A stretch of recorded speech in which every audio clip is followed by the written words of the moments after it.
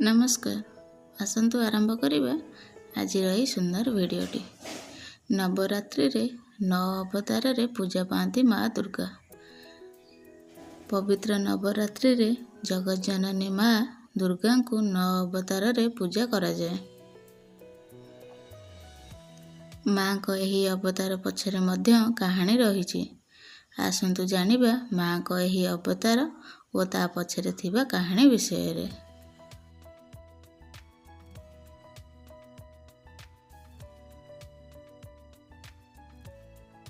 प्रथम अवतार शैलपुत्री।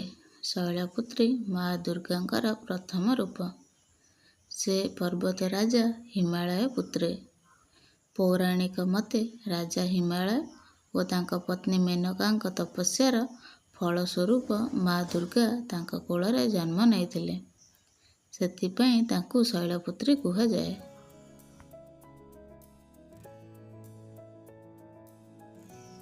ब्रह्मचारिणी। ब्रह्मचारिणी स्वरूप नवरात्रि तृतीय दिवस माता दुर्गा को भक्त माने उपासना करिथांती। माँकर अन्य दुई नाम हैला अपर्णा और उमा। एही रूपरे माँ डाहण हाथरे मंत्र जपमाली और बाम हाथरे कमंडलू शोभा पाए।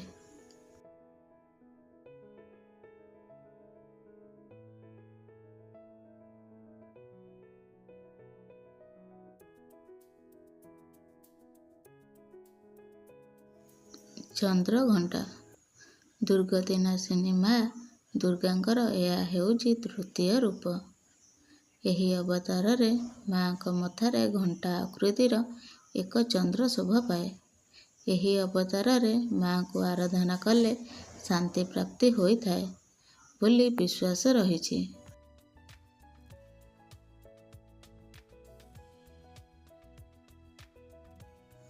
कुष्मांडा। यह माँकर चतुर्थ रूप। माँ कुष्मांडा ब्रह्मांडर रचना करथिबा पुराणरे लेखा अछि। एही रूपरे देवी अष्टभुजा ओ हाथरे कमंडलू, धनु, कमल, अमृत कलश, चक्र, गदा ओ जपमाली धारण करिथांती।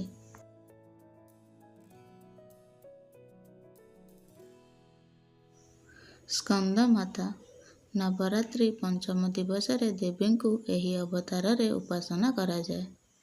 कुमार कार्तिकेयଙ୍କ माता होइथिबारु तांको स्कंद माता कुहा जाए। देवी चतुर्भुजा ओ सिंह उपरे विराजमान। एही रूपरे माता पुत्र स्कंदଙ୍କୁ कोଳରେ बसाई थांती।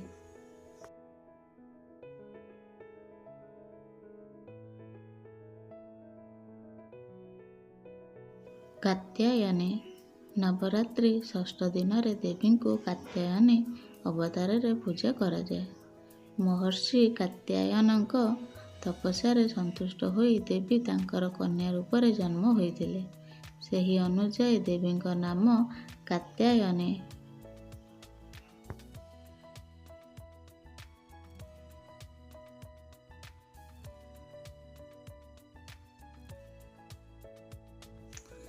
कालरात्रि। नवरात्रि सप्तम दिवस देवी को यही स्वरूप उपासना करा जाए। यही रूपरे त्रिनेत्र धारिणी। शरीरर वर्ण अंधकार भली गाढ़ कला। हाथरे लौह खड्ग धारण करिथांती।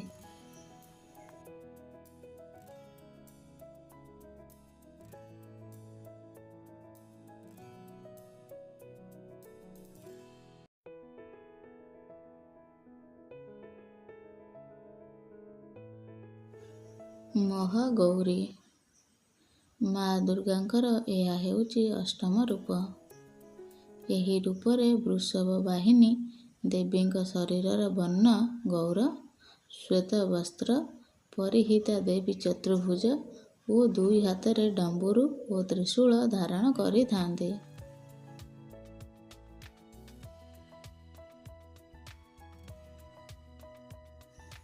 सिद्धिदात्री। नवरात्रिर नवम बा शेष दिवस देवी को यही स्वरूप उपासना करा जाए। यही रूपरे पद्मासन। देवी चतुर्भुजा ओ हाथरे शंख, चक्र, गदा ଓ ପଦ୍ମ ଧାରଣ କରିଥାନ୍ତି। ଯଦି ଆପଣମାନଙ୍କୁ ମୋର ଏହି ଭିଡ଼ିଓଟି ଭଲ ଲାଗେ ତେବେ ଲାଇକ୍, ସେୟାର, ସବସ୍କ୍ରାଇବ୍ କରିନିଅନ୍ତୁ। Thanks for watching.